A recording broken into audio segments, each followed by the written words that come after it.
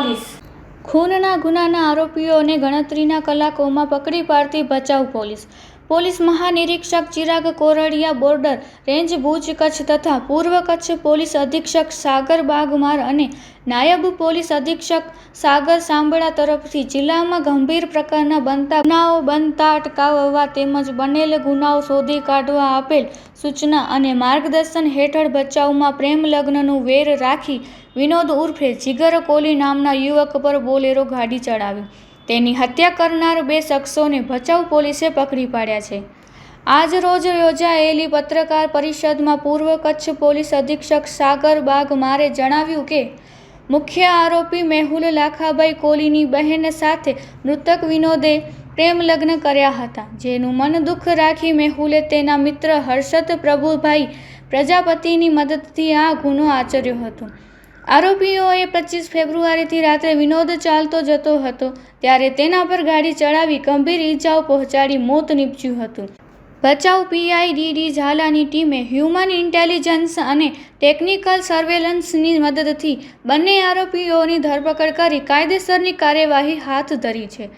Report by Bharti Makhejani, Gandhidham. 25 ફરવરીના સાંજના સમયમાં ભચાઉ શહેરના જે એક રિંગ રોડનો વિસ્તાર છે ત્યાં સાંજના સમયમાં એક બનાવ ધ્યાને આવેલ, જેમાં એક 4 વ્હીલર દ્વારા એક વ્યક્તિને જે છે હડફેટે લીધું હોય એવી એક પ્રાથમિક વિગત ધ્યાને આવેલ. પછી જ્યારે પોલીસ દ્વારા એમની તપાસ શરૂ કરવામાં આવી આ બનાવની, તો તપાસ દરમિયાન જે છે એક બીજી વિગતો ધ્યાને આવેલ અને એમાં પછી જે વિગતો ધ્યાને આવેલ એ પ્રમાણે ભચાઉ પોલીસ સ્ટેશન ખાતે તારીખ 26ના રોજ ભારતીય ન્યાય સંહિતાની કલમ 103 હેઠળ જે છે ગુનો નોંધવામાં આવેલ, જે મર્ડરની ધારાઓ છે. આ બનાવમાં ઓવરઓલ વિગત એવી છે કે જે એમાં મરણ જનાર છે, જેનું કારના અડફેટેથી પ્રાથમિક રીતે મૃત્યુ નિપજ્યું હોય, એમનું નામ છે વિનોદ ઉર્ફે જીગર પ્રેમજીભાઈ કોળી. એ જે છે એમનું આમાં જે કાર ચલાવતા હતા, જે 4 વ્હીલર ચાલક હતું આમાં, અને જે એમની સાથે હતા એમાં 2 લોકો હતા, જેમાં એક આરોપી મેહુલ છે અને બીજું જે છે હર્ષદ છે. આ મેહુલ જે છે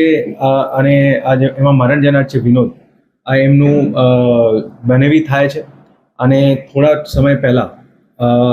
જે મેહુલની બેન છે એમના સાથે એમના લગ્ન થયેલા હતા. જે લગ્ન થયેલું હતું એનાથી એ લોકો ખુશ નહીં હતા અને એનું ખાર રાખેલું હતું અને એના લીધે 1 વર્ષ પહેલાં પણ જે છે એ લોકોનું બાઇક અથડાવીને લીધે એક ઝઘડો પણ થયો હતો. એટલે સતત જે છે એ લોકો વચ્ચે મનદુખ ચાલતું હતું અને પછી 25 તારીખે સાંજે 4 વ્હીલરથી જે છે એમને મારવાનું પ્લાનિંગ કરેલ અને એમની સાથે એક એમનું મિત્ર હતો હર્ષદ, જે એમને ગાડી પણ પ્રોવાઈડ કરે. અને જ્યારે આ બનાવ બનેલ એના પછી જે છે ત્યાં હર્ષદના